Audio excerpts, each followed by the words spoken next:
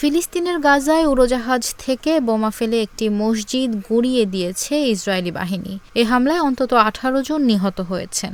কাতার ভিত্তিক সংবাদ মাধ্যম আল জাজিরা জানিয়েছে, গাজার দেইর এল বালাহ এলাকায় আল আকসা মার্টিয়ার্স হাসপাতালের পাশে শাহদা আল আকসা মসজিদে এ হামলার ঘটনা ঘটেছে। বহু ফিলিস্তিনি মসজিদটিতে আশ্রিত ছিলেন বলে জানা গেছে। এদিকে সামাজিক যোগাযোগ মাধ্যম এক্সে দেওয়া পোস্টে ইসরায়েলি সামরিক বাহিনী বলেছে, হামাসের সন্ত্রাসীরা দেইর এল বালাহ এলাকায় শাহদা আল আকসা মসজিদটিকে নিজেদের কার্যালয় হিসেবে ব্যবহার করছিল।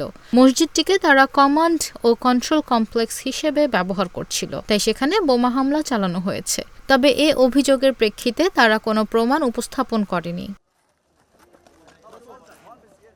আগামীকাল ৭ অক্টোবর গাজা যুদ্ধের ১ বছর পূর্তি হতে যাচ্ছে।